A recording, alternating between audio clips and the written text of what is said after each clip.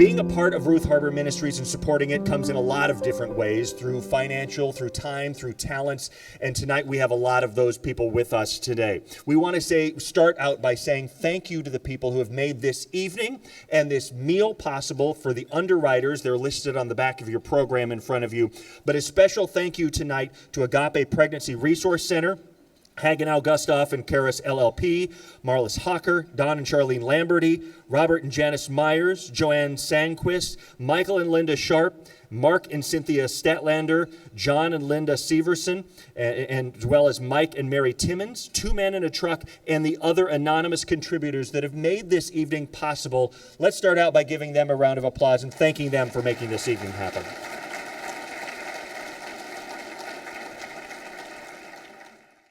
If you have served or are currently serving on this Veterans Day, we say thank you tonight, and we have a special message to you on the screens. Good evening. It's my pleasure to congratulate Ruth Harbor Ministries for 20 years of serving young moms here in Central Iowa. What a beautiful mission you have, and what an incredible impact you're making as you bring Christ's love into the lives of young women and their children every single day. And while each of you has gathered to celebrate and support this important ministry, you're also gathered on Veterans Day, and I know many veterans are in attendance as well.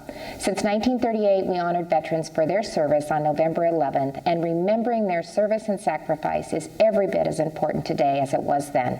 So tonight, on behalf of Kevin and I, on behalf of Ruth Harbor Ministries, and on behalf of the people of the great state of Iowa, it is my distinct honor to be the voice of everyone here tonight who wishes to say thank you. We sincerely appreciate each of you for your service and your sacrifice. Have a wonderful evening. Join me. Now comes one of my favorite parts of the program, is to actually hear an update on what's going on inside the house, because not all of us can stop by the house over on 42nd Street or down in Carlisle all throughout the year and see what's going on. Mark McDougall has been leading this organization for 19 years now, and every year provides us an update of what's been going on and what some of the vision ahead is. Please join me in welcoming Mark McDougall to the stage.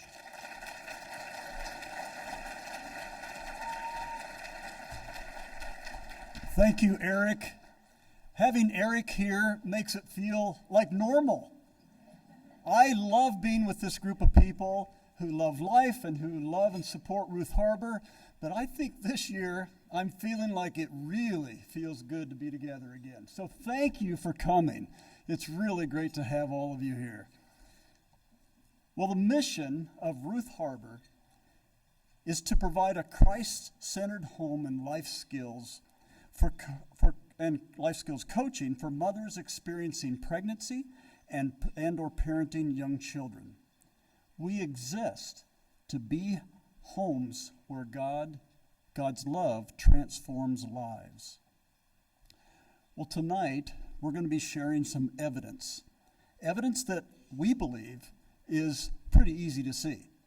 Unlike a detective who has to, scrape, take fingerprints, interview people for hours and hours in order to get to the truth, we believe that the evidence that we have to share with you tonight is pretty easy to see. You see, the evidence of God's activity and goodness at Ruth Harbor Ministries is seen in people and in stories.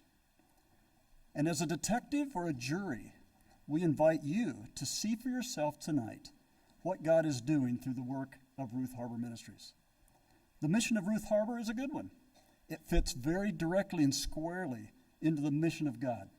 In James 1:27, he says that pure religion looks a lot like this: to care for widows and orphans in their distress. So we think that Ruth Harbor is a pretty good idea. And the idea came from our founders. Our founders had a humble but a very special and specific purpose in their beginning. In fact, the birth story of Ruth Harbor as a ministry is a miracle in itself. And though we don't have time to show the whole thing tonight, know that the beginning of Ruth Harbor was God's idea and that he was going to do it his way. You see, our three founders, even though they were founders, had no nonprofit experience. They had no board experience. None of them had their own personal unplanned pregnancy story.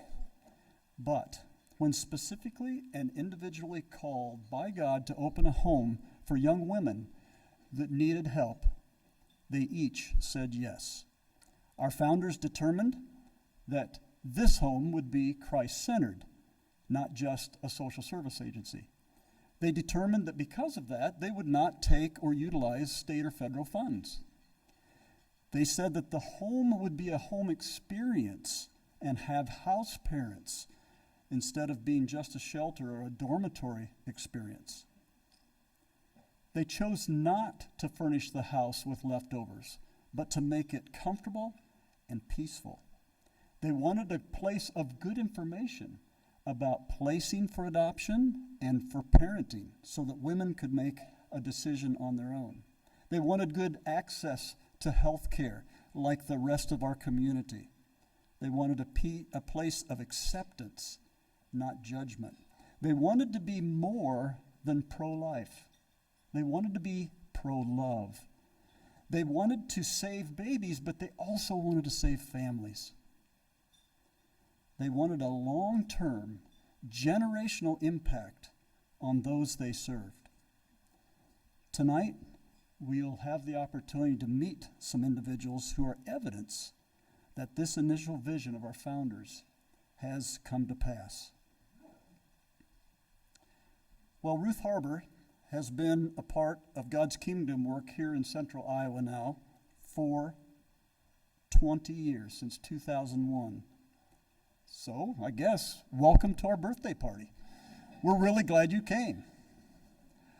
What does an organization do for its 20th anniversary, its 20th birthday, besides inviting everybody to dinner?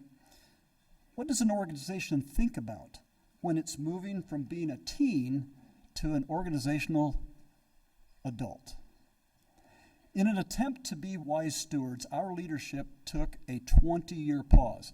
I should say they took a pause after 20 years. We sought out God's counsel. We looked deeply into who we are and who we are becoming. We looked at the needs and how we were meeting them.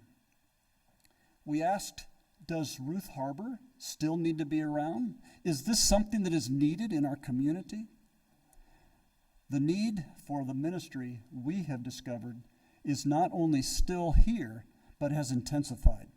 The impact of disintegrating families, rape, mental health issues, abuse, and addiction are creating greater trauma in the lives of the many women that we are serving.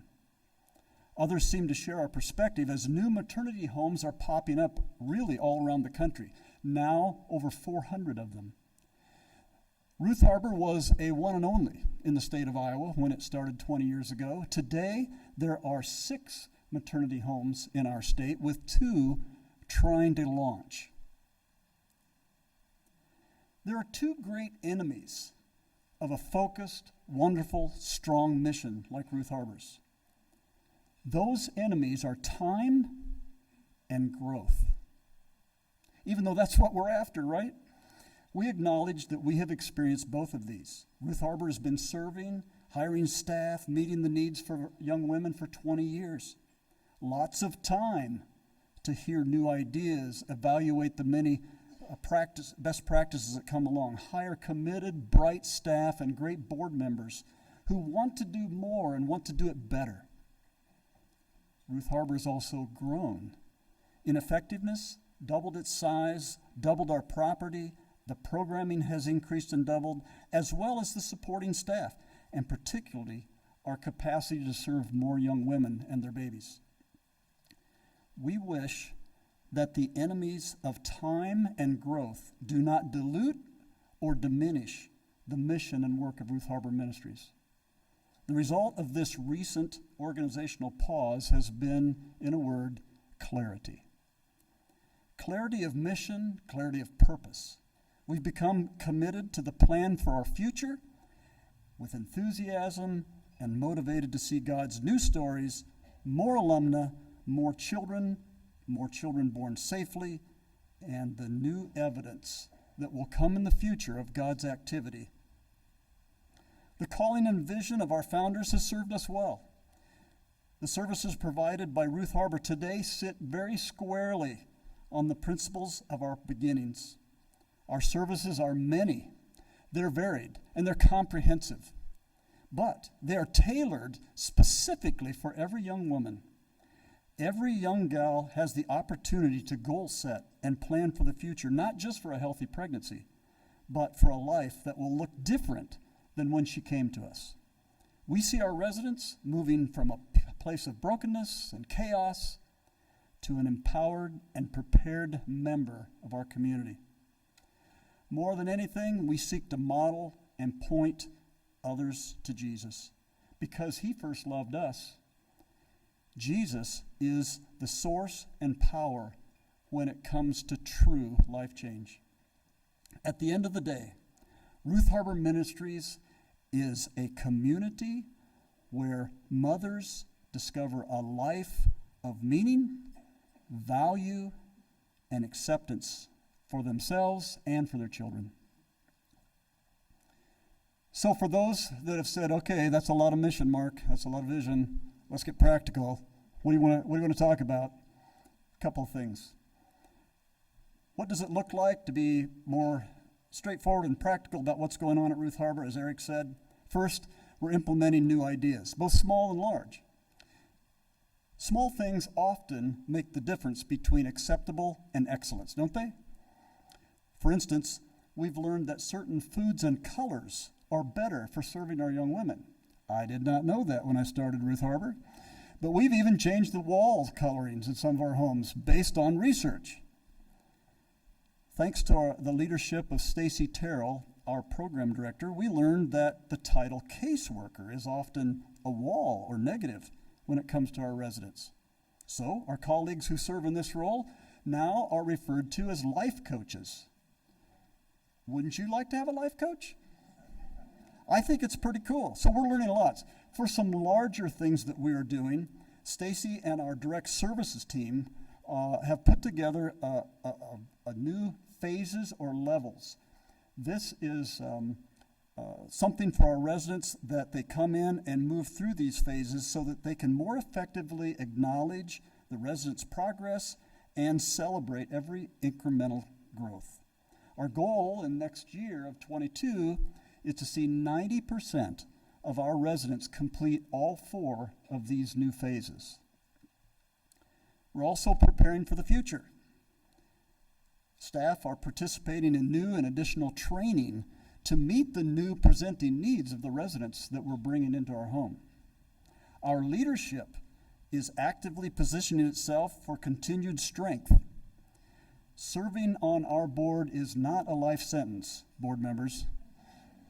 But I want to say that 2 of our board members who have retired that are here tonight served for the full limit of 15 years. 2 more of our current board members will hit that next year and will have to roll off because that's what our Constitution says. If you take those 4 and our founder and put them together, they represent 80 years of service. Just those 5 people, 80 years of service at Ruth Harbor. We have a wonderful, strong leadership team. And that seasoned team is smart enough to know they won't be here forever. In the last year, we've brought in 5 new board members to begin helping them carry the torch into the future. Financial sustainability. I should have not used that word. Financial sustainability is part of our future goal as well. We're aware that along with a 20th birthday comes 20-year-old carpet and paint that's been there for 20 years. Our vehicles are in need of repairing. Have you shopped for a used vehicle lately? They're not there. Or you're going to pay a premium dollar. So we at Ruth Harbor are looking at the possibility of getting a new vehicle through a dealer who's offered us a $5,000 discount off the sticker price. If that's something that you want to help us with, put it on the card at the end of the evening. I'll be glad to talk with you. To assist in meeting our monthly operating expenses in the future, we're asking God to grow one other thing in our organization, and that is the Ruth Harbor Legacy for Life Endowment. This is an endowment that will begin adding interest income needed to be a part of our regular monthly contributions. One anonymous member of our audience here this evening has already caught this vision and donated $10,000 and is challenging 9 others to join them. This is quite possible on an evening like this through individual giving of yours, or it's even possible through wise estate planning. If that's something that you have interest in and want to talk about, please put that on the card. We'll talk to you when we get the chance. Well, once again, I find as I have all these things to say, I begin sounding like an executive director of a ministry nonprofit. So I guess I got to wear that badge tonight. But I also want to make sure that I point us back to the reason that I wanted to speak with you tonight, and that was to remind us that there is absolute evidence right here this evening of what Ruth Harbor has been doing for these past 20 years. Among them are the Nowotny family. Katie is here tonight. She came to us at age 15, and as a result of her stay, her family was put back together. Also, while she was there, baby Stephen was born. Baby Stephen, there he is. Look at that. No longer baby Stephen. Thank you. Nastya was here back then. Her 13-year-old son, Devante, is caring for her younger son back in the nursery across the hall. Molly came to see us in 2007, and she toured the Ruth Harbor home, and I sat with her and her mom in the office afterwards, and I could see it on her face, and she told me later, no way, I am not coming here. But you know what? God changed her heart on the drive home. They called us from the car and said, we've decided that Molly's coming. And tonight she's here with her family, and you'll get to see them in a minute. A family of 5, including 2 twins and Brandon, her husband.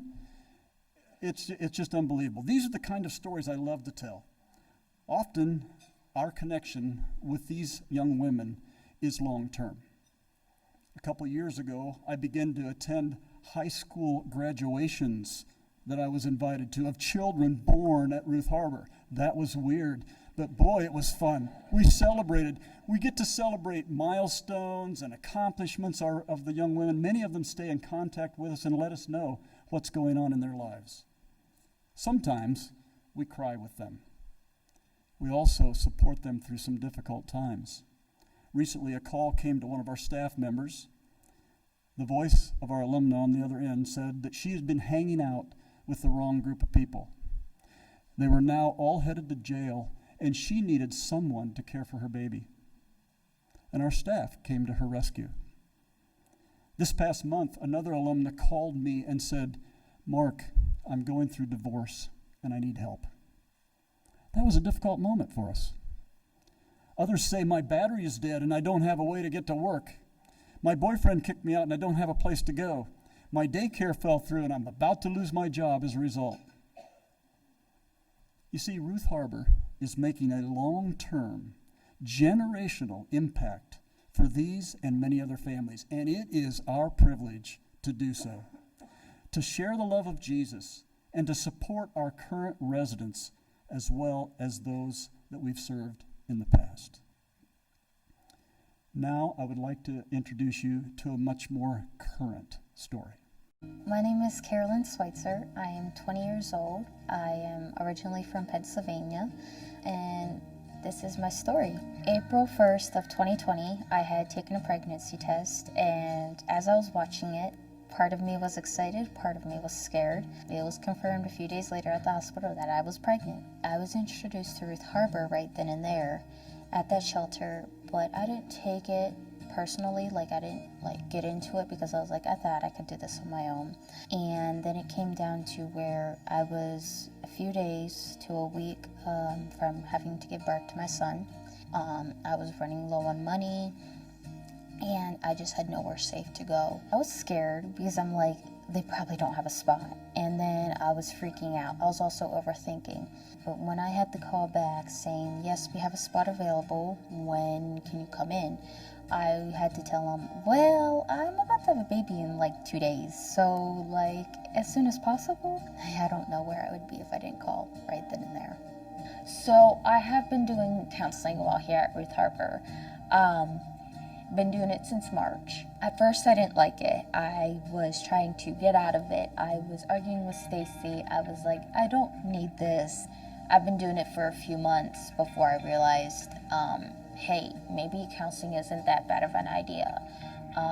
I talk to my counselor now as if she's like a good friend, and I let her know the updates of me and Jackson. She has helped me with some trauma that I've been through in my past. The people here actually do love and care for me. I had grown up feeling that I was worthless and not really worth being loved. And so being here, learning to let my walls down a little bit and let people come into my life and help me, that was probably one of the greatest things. You know, we have some of these videos that we watch weekly, and one of them actually came in handy not too long ago for my son was choking. And I freaked out inside, but ran to his aid and did the right procedure. So getting my car was probably one of the biggest accomplishments being here. I was like, I did not just buy a car. Did I just buy a car? Like, I was so freaked out, excited. And I had told other people who were in the house at the time or who were around, I was like, I bought my first car. And I was so excited. I was hugging everybody. And it felt awesome. Like, it was my very first car ever, and I did it without my parents. Like, what? And so I felt so independent. I felt like a big girl. The work that Ruth Harbor has done for me has really put a real smile on my face. I feel like it's real. I'm not just smiling here, but I'm smiling in my heart too. So Ruth Harbor, as you know, is Christian based, and they love Jesus very much, and just very loving and caring. So being homeless and being here at Ruth Harbor, my faith has been like a roller coaster, but part of me is just trying to find true answers and trying to find myself. Ruth Harbor has definitely felt like a safe place to do that. They have shown real deep loving care through Jesus. I'm proud of who I've become. I'm proud of the mother that I've become. I'm proud of just that I feel like I can be me. And I'm proud of all my accomplishments. Like, Ruth Harbor has really helped me. They have done a wonderful, great job at just being a support system for a young single mom like me. Great job. Yay. And you're done now. Good, because I'm tired of talking.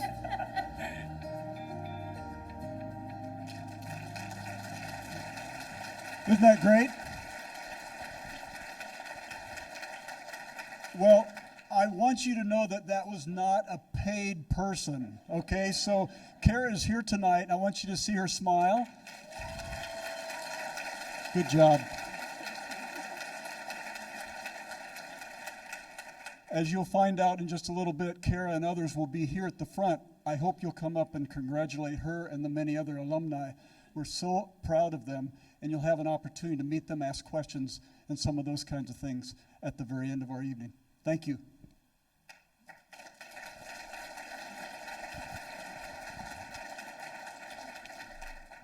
Those personal stories are so valuable, to put a face to an organization and see the outcome, see those smiles on the face on that screen, which just everybody put a smile on our faces as well.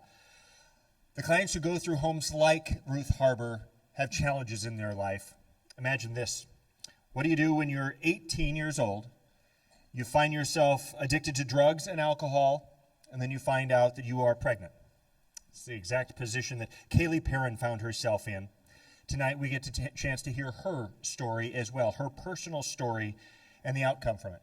Kailee comes to us from upstate New York, and is a friend and fan of Ruth Harbor and got a chance to tour the homes this afternoon as well. She and her husband are parenting 5 children now and have a story to tell us as well as we get to know more about the heart of this ministry and what goes on at places like Ruth Harbor around the entire country as well. Kailee's story is powerful and inspiring, so let's give a hand and a warm Iowa welcome to Kailee Perrin.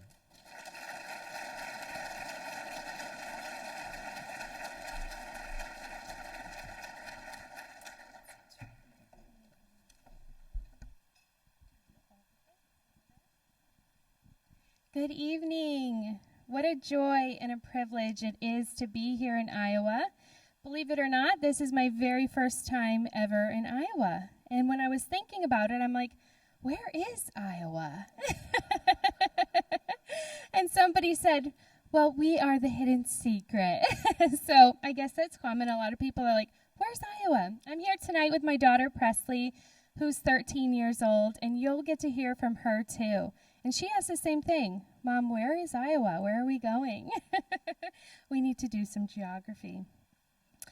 I'm so excited to be here to celebrate what God is doing, to celebrate the absolute evidence of God's goodness. Can you hear me? Oh, it sounded like it was cutting out. The last 20 years. 20 years. Can you even imagine the amount of women, mothers, and children that have been impacted from this incredible work in 20 years? I'm sure we could fill half this room with that. And tonight I get to share my story with you. Like the women at Ruth Harbor, I felt so connected listening to some of their stories because I know exactly what it feels like to find yourself pregnant in an unplanned pregnancy, in a crisis, in a terrible spot in your life, and not know what to do. But before I get to that, I want to talk about John 10:10. The Bible tells us that the enemy came to steal, kill, and destroy. But Jesus Christ has come that we may have life and life abundant, not just a mediocre life here on earth, but Jesus longs to give us an abundant life. It's very easy to watch the news or to look at everything that's going on in our world today and get discouraged. We can see the enemy at work, destroying, killing, and wrecking so many lives through struggles that people are facing, addiction, divorce, abortion, all these things. We can see the enemy at work. But in my job, I get to travel the nation, and I get to see what ministries like Ruth Harbor are doing every single day. And I'm telling you, God is doing an incredible work at saving, redeeming, and just sparing so many lives. And all of you get to be a part of that tonight. What a blessing and an honor it is to partner with him. So like the women at Ruth Harbor, I found myself in an unplanned pregnancy. In 2008, I was 18 years old. I had moved out of my house when I turned 18. I thought, I'm 18, I got it all figured out, I'm out of here. And I was wrong. My mom knew something was going on with me. I had been using drugs and drinking every single day, and I had moved in with a drug dealer. Him and I met. He was covered in tattoos and piercings, and I thought, okay, I'm going with you. And he had an endless supply of cocaine, and I was an addict, and I was lost, and I was broken. And so him and I got together, and we hardly really knew each other. And 2 short months later, my mom invites me over for dinner. My mom was always leaving stuff on my doorstep, scriptures, trying to reach me, but she didn't know how to reach me. And I would open the door and I'd get, another letter from my mom or whatever it was. But I just wanted to shut her out because I was living a shameful, destructive life. And anyway, she decides to invite me over for dinner. And she said, I'm making lasagna.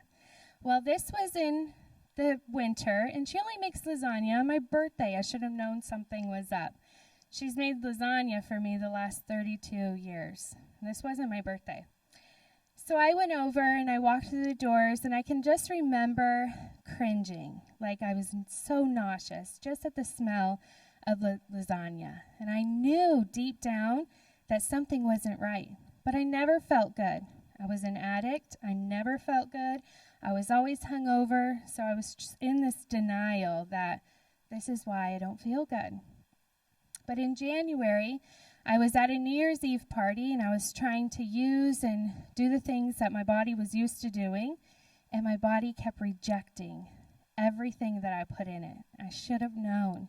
And deep down, I knew, okay, something is going on. I want to get high. I can't even get high. I want to drink. I can't even drink. I mean, I would just throw it up immediately. And deep down, I did know, but I was in denial. But my mother knew. Moms know everything, right? I have 5 kids. I'm trying to teach that to them. I know everything. But my mom did. Even though she wasn't spending a ton of time with me, she knew something was going on. So she invites me over for dinner. I go in the door, and she says, "Come upstairs, I want to talk to you." And I'm like, oh, great, what now? And she takes me into the bathroom, which is a really awkward place to be with your mother. And she locks the door. So now it's even getting, okay, Mom, what are you doing? You're locking me in the bathroom. Are you like going to beat recovery into me, or what are you doing? And then she goes over to the cupboard and she takes out a package.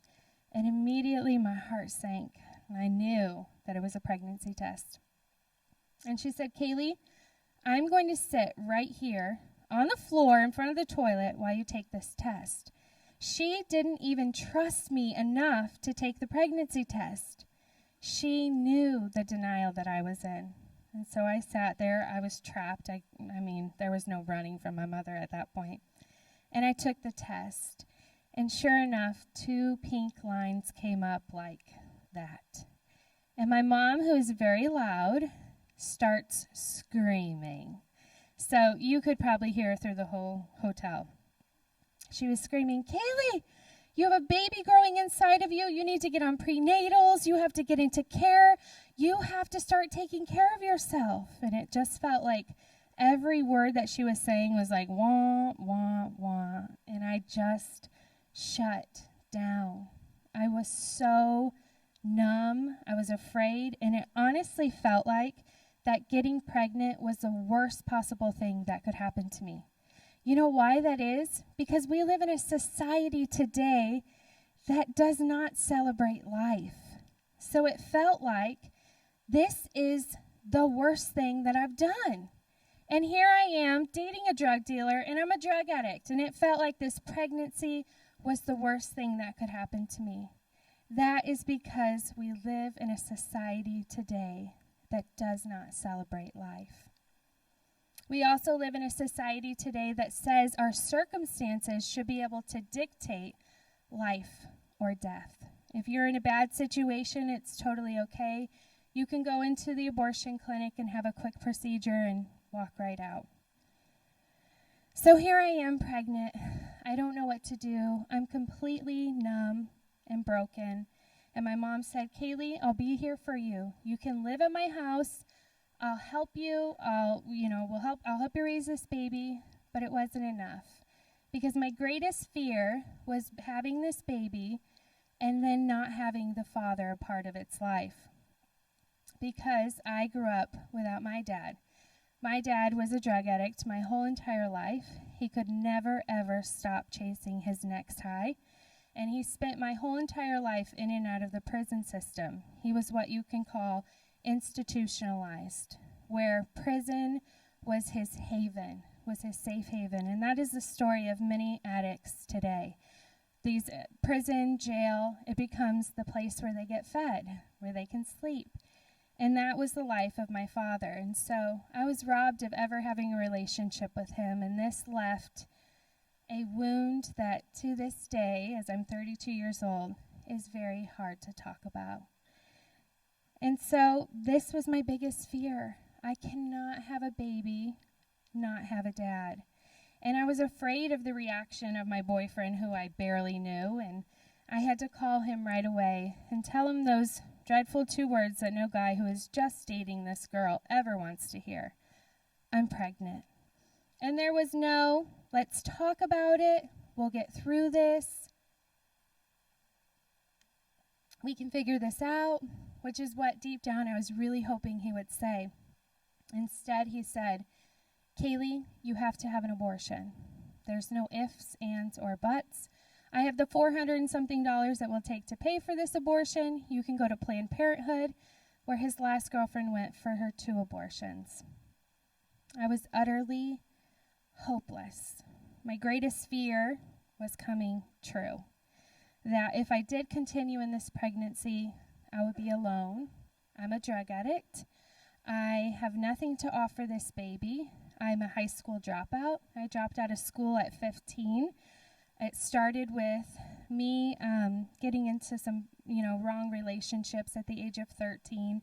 I bought the lie that sex equaled love. I was desperate for a man to love me, for a boy, for a guy, to have any sort of affection, and this led me down a road of promiscuity. And I always said, I'll never do drugs.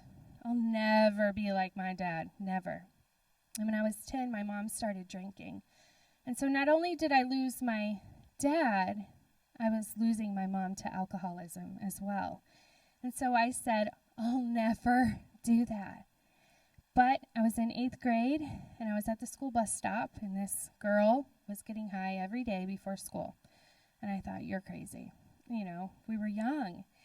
And every day she said, Kailee, do you want to try it? And I would say, no, I don't. I don't want to do drugs. I don't want to do that.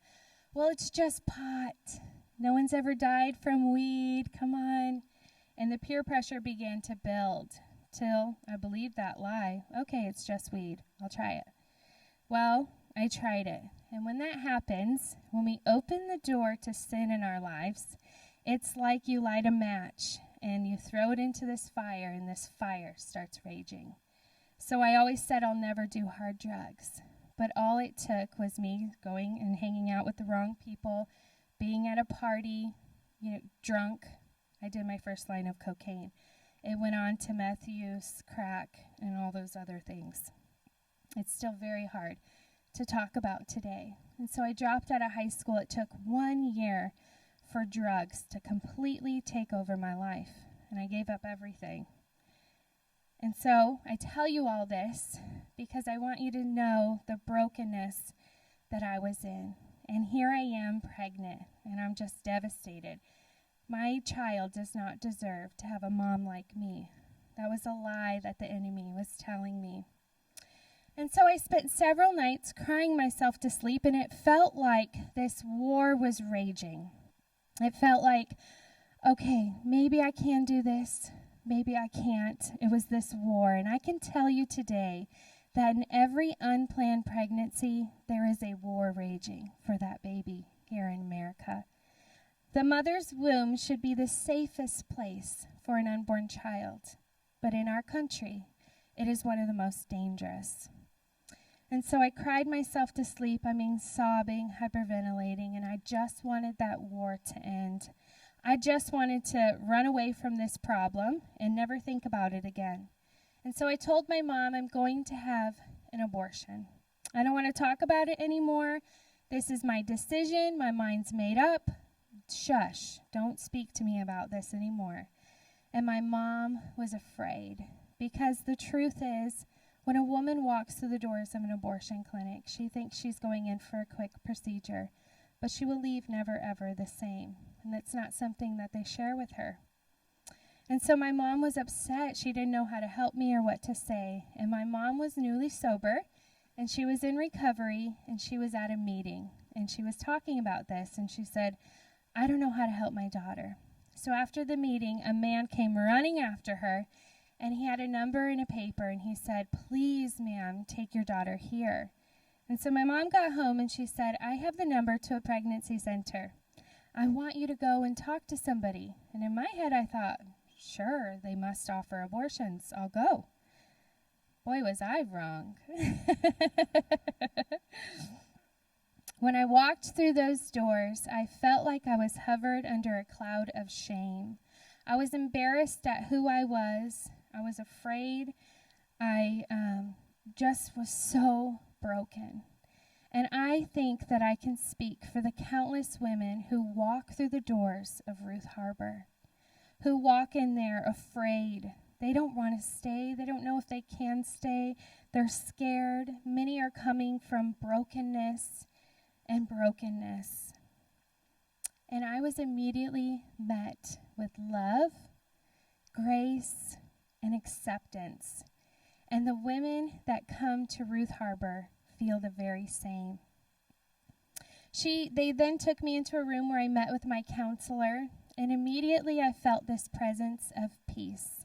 And I can tell you today that that was the very presence of Jesus Christ himself. And today when I went to the maternity home and the mothers and children home, I can tell you that that very same presence of peace was there. They had beautiful drawings on the walls. The paint, like Mark said, was the perfect color to be inviting and peaceful. It was truly lovely. And it touched my heart because as a broken girl, I know what it feels like to be loved right where you are, to be given that grace. After I met with my counselor, and she went over all of my options with me, she empowered me to not make a decision based on fear, but to think clearly. When a woman is in a crisis, it's like you put your hand in front of your face. You can't process. You can't think clearly. You are driven by fear. And so there with her in that meeting, I chose life. I chose life, and I didn't care if my boyfriend never wanted to see me again. I had this hope and this courage. And my mom will tell you today, she walked in there with a darkness, with broken. And she says, Kailee, you came out with a light. And I will tell you, that is what happens when you encounter Jesus Christ. And at Ruth Harbor, this may be the very first place that these women encounter Jesus Christ. I honestly cannot think of a greater mission to be a part of. After I chose life, I told my mother, and she said, you know what? Now you have to go to rehab. She did that tough love on me. But in rehab, I began to find some healing from my past. I began to take all that stuff out and put it onto the surface. And I told my boyfriend, I'm choosing life, and he went on, and that was that. And I thought that would be the end of our road. I was going to be a single mom no matter what. It didn't matter. I knew I wanted to change, and I had hope from the women there that change was possible because God always has a plan.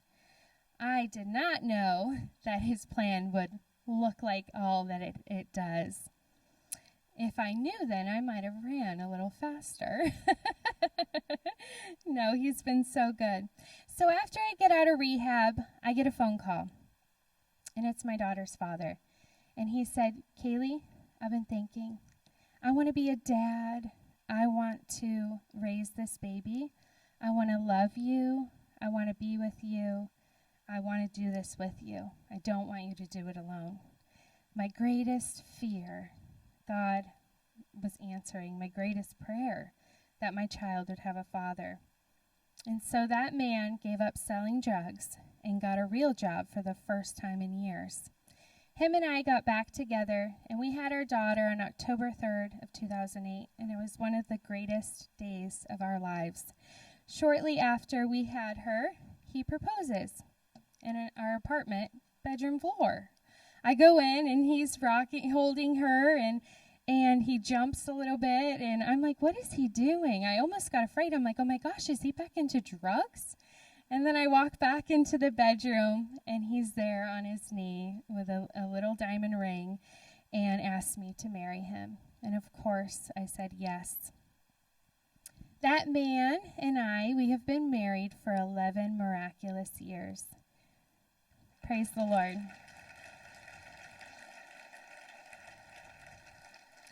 I wish I could tell you those were all blissful and sweet and loving and kind, but marriage has sanctified me in a way that I don't think anything else would, right? You all know. My husband wasn't always a Christian. So what happened was, I'm going to go back a little bit. So my husband's aunt comes over to visit us, and she's rocking Preslee, our baby, and she said, I just got back from volunteering at the pregnancy center. And so for the very first time, I made the connection. If I had never went to the pregnancy center, she wouldn't be here holding my baby. And so I knew that I needed to write my counselor a letter and thank her for her service. She was just a volunteer there, but her being there saved my daughter's life. And so I wrote her a letter, and shortly after she said, would you be interested in speaking at our banquets? And I thought, no. No. And during this time, I was still living kind of wild and crazy. I was 20 years old, and I was binge drinking on the weekends. I had been smoking pot again. So after I had my daughter, I started to drift. I thought, I'm young. I can still do what I want. I'm young. This is what young people do. But that's not how addiction works. And so I gave in again, just drinking, But I picked up right where I left off, and it grabbed me right by the ankles. And so here I am, still in bondage. And I hadn't fully surrendered my life to Christ. And they want me to speak at their banquets. I thought, ladies, you don't know, I'm still a mess. You guys did God's work. You're so wonderful. But I go to the banquet. My mom comes, my husband comes, and we bring Preslee. She's 1 year old. And the very first person that my mom sees sitting at the table right next to us was the man from the meeting who gave her the number. God performed a miracle that night at the banquet. And it actually scared me half to death. I'm like, okay, God, you are not just wanting to save my daughter, but you are after my soul. And he was. And tonight, friends, God is still performing miracles at banquets. It is no accident that each of you are seated where you are and that you are here to be a part of what he's doing. I went home that night after the banquet, and I fell before the Lord because I knew that I could not live my life with 1 foot in the world and 1 foot saying, I believe God, I believe Jesus exists, and I gave my life to Jesus Christ. And I wish I could tell you that it was all easy, but it's not. It gets harder. So after I gave my life to Jesus, the women from the pregnancy center began to disciple me. They brought me to church. They brought me to my first Bible study, and they shared the Word of God with me. And my life began to change when I started reading and studying God's Word. I started to change rapidly. It was scaring my husband. I had all the Christian channels on, and I was just on fire for Jesus. He completely saved me. There were many nights when I went to Bible study, and then I would go to the bar because I was struggling, but I would show back up, and these women from the pregnancy center would lay hands over me. They would pray for me, and eventually, every single time that I chose Jesus over my sin, I became stronger, and God fully set me free. I no longer struggle with addiction. I have been sober for 10 years. Praise him.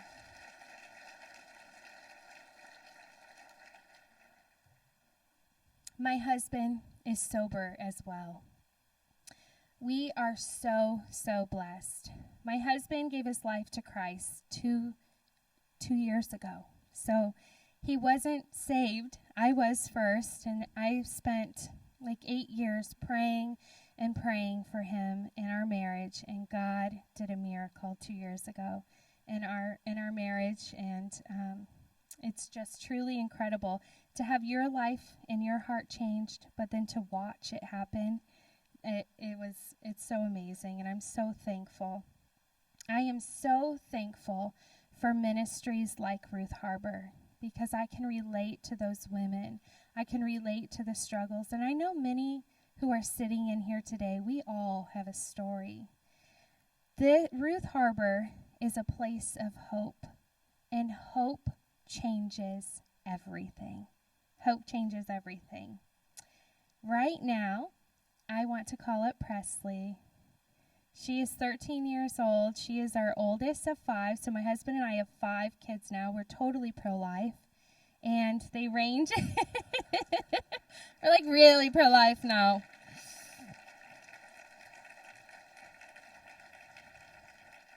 Preslee's the oldest. Our youngest is 8 months. She's an incredible sister, an amazing daughter. I don't know what I would do without her. So here you go. Oh, you want this one?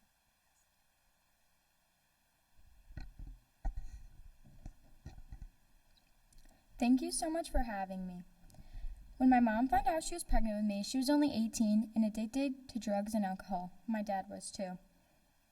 My mom decided that having an abortion would be best, even though deep down she already loved me. She had no hope and thought she couldn't be a good mom to me. She changed her mind and chose life for me that day. I was born on October 3rd, 2008. Today I am 13 years old in 8th grade. I love Jesus. I'm a competitive dancer and play softball. And I'm also proud to be pro-life.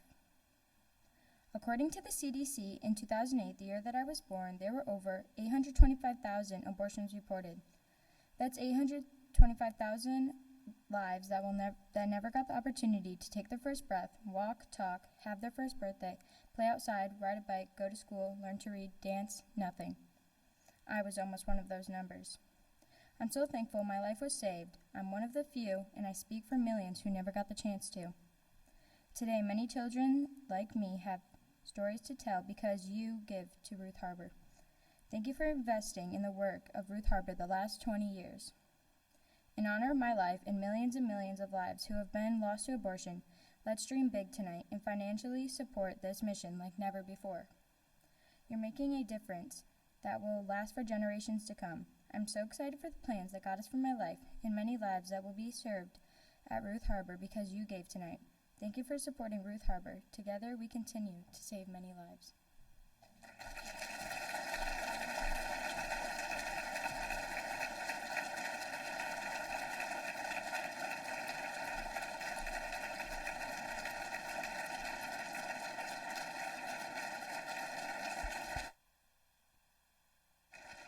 Thank you.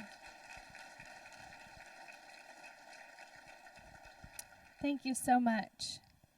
We do this not because it's easy. It's not easy to get up and share your story. It's not easy to share the hard parts of your life. But this is a calling from God. And each of us have a calling from God in this type of work. So thank you so much for being a part of this. We have a really awesome surprise for you all. At this time, I'd like to call up the alumna from the last 20 years, of those who could make it.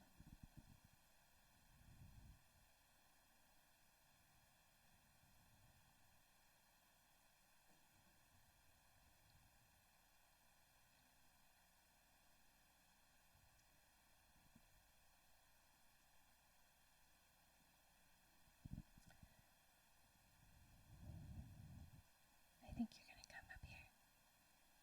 Come on up. Join me, please. I don't want to be alone anymore.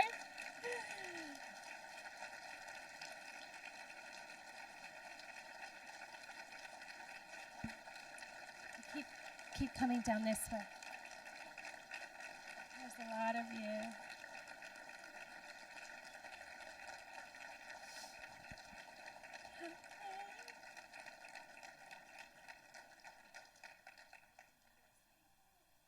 Wow. Okay, I should have brought a lot of tissues up here. Yay!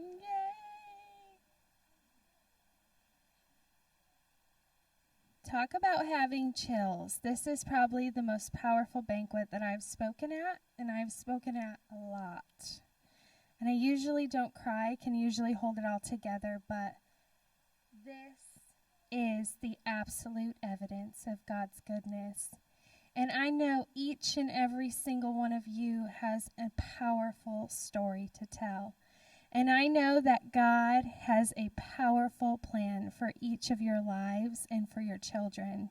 We may have had a hard rough start in our lives, but we have the opportunity to start a new generation in our family lines for our children.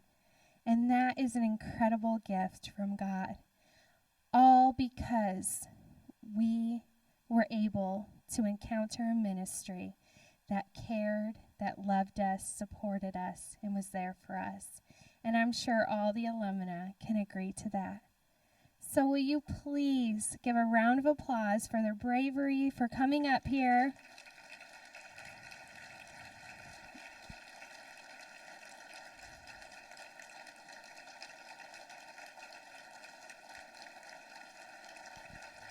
Thank you, God.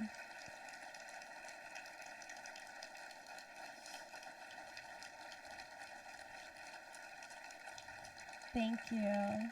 You are all so sweet. I can't wait to meet all of you. Thank you for coming up here. Hey, thank you. So at this time, you guys can go to the back or into the hallway. Either way, do a little dance. You go this way. Thank you so much. It is so amazing to see. This is the absolute evidence of God's goodness, and that is our theme tonight. To see the absolute evidence, and you can see it in all of these lives.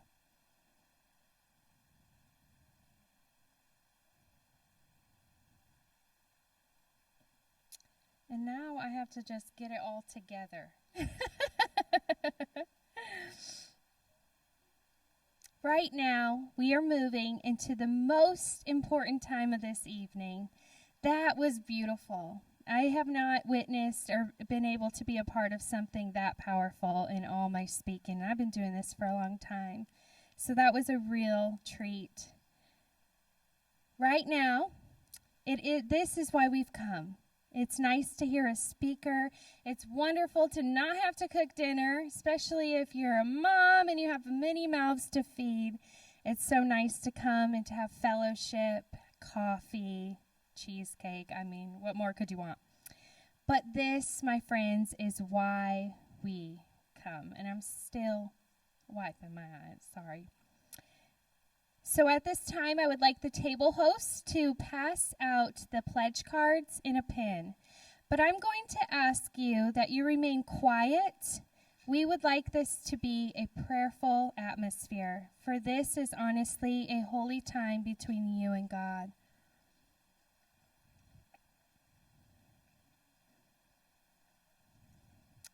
Once you got a card in front of you, they're going to look like this. Don't fill anything out yet. We're going to walk through this together, and I'm watching you guys. This is my job. I get the fun job.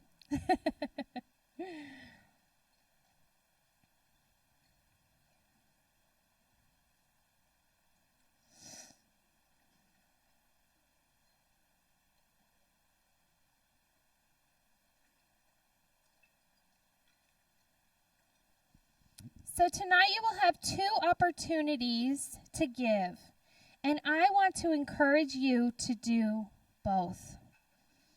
You might have come with a predetermined number in your head as you and your husband were driving here. Okay, Dan, we're only giving like $150 tonight, but I want you to take that number and set it aside. I want you to truly listen to what God is calling you to do. Ruth Harbor Ministries has been around for 20 years. What happens tonight impacts the next 20 years. It is so incredibly important. The first opportunity for giving is for a one-time gift. These are very important because this is what gets Ruth Harbor. They can plan their year after the banquet, and they know how much they have, that big chunk that they have, that they can run both maternity homes and offer all of their services. Before you write how much your one-time gift is, we are going to have a time to pray. I want you to know that every single dollar that you give tonight goes completely to Ruth Harbor Ministries. This meal, this whole evening, was completely sponsored. So every gift will go into the investment of Ruth Harbor for the next year to come. Every single dollar that you give tonight is completely tax deductible. It's always good, right? You tell your husband, it's tax deductible. Sorry. And I want you to know that no check is too big or too small. Some of you in this room are able to write checks for $50,000, $10,000, $20,000. And some of you are like, whoa, that's our yearly income. But I want you to know that no gift is too large or too small. God knows what we have. For every single thing that we have comes from Him. He is our provider, and we can trust Him with our finances. So let us pray over our one-time gifts. Father God, what an incredible night that we've had together. What an incredible night to see how amazing you are. We know how amazing you are, but to see it, Lord, to see your hand at work and what you are doing at Ruth Harbor is such a gift. Lord, I pray right now for every single mom, dad, and child that stood up before us, Lord. I pray that they would know your love and that their lives would continue to follow you, to trust you. And I thank you for the plan that you have for each and every one of them. I thank you for each person that is in this room tonight that set aside time to be here because they wanted to be a part of what you're doing. I pray tonight that you would bless each and every single person here tonight. I pray that maybe if they came and they are struggling and something that they heard tonight, Lord, struck them, I pray, God, that you begin to heal them deeper. And I pray that they would leave here encouraged, on fire for what you are doing and who you are. I pray tonight that you would open up the heavens and pour out your blessing on Ruth Harbor Ministries like never before. I pray, God, that we would break records tonight and that many moms and families will be affected by what happens tonight here in Iowa. I thank you for all of these things. We love you, Lord. In Jesus' name I pray. Amen. At this time, you may write down what your one-time gift is. The payment options are on the side. You can use a credit card and write your credit card number. You can have an automatic bank withdrawal. You can write a check. And I want you to know that every single gift that you make tonight will be completely confidential and secured. I'll give you a second to do that.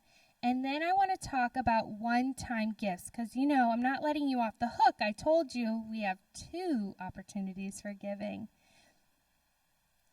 Monthly donors are truly the lifeblood of this ministry because in 3 months, 6 months, and 9 months from now, Ruth Harbor needs to know how much money is coming in each month. I want to thank each of you who are already monthly donors to this ministry. Thank you for doing that each month and being a part. And I want to encourage you, if you're here tonight and you have never been a monthly donor, I want to encourage you to sign up for that. Maybe it's $30 you can spare. Maybe it's $100. Maybe it's $250. I don't know. This is between you and the Lord. But I promise you that you will be so blessed to know that each and every month you are being a part of this, of the absolute evidence of God's goodness at Ruth Harbor, right in your communities. I was talking with Mark because I had a feeling that this number was large. I said, Mark, how much does it cost to run Ruth Harbor for 1 month? What is the cost? He said it's $48,000. $48,000 to run and operate Ruth Harbor Ministries for 1 month. 1 month. That's to keep both maternity homes opened and operated, the moms that stay there, the staff, and all of the services that they have, the food, the lights. I mean, we could go on forever. $48,000.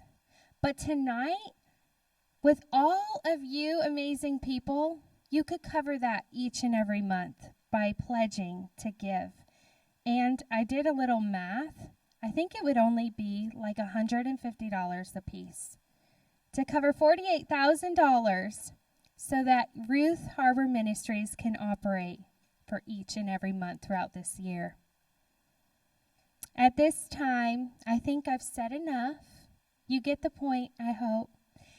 I want to thank you so much for giving, for being a part of this, for the staff, for Mark and his amazing work that he's done the last 19 years. I also met a board member who has been here the whole time for the last 20 years. Thank you for your dedication to this ministry. And I also saw that there were several new hands that went up. I want to thank you for coming tonight, and I hope that this has stirred your heart to come again and again.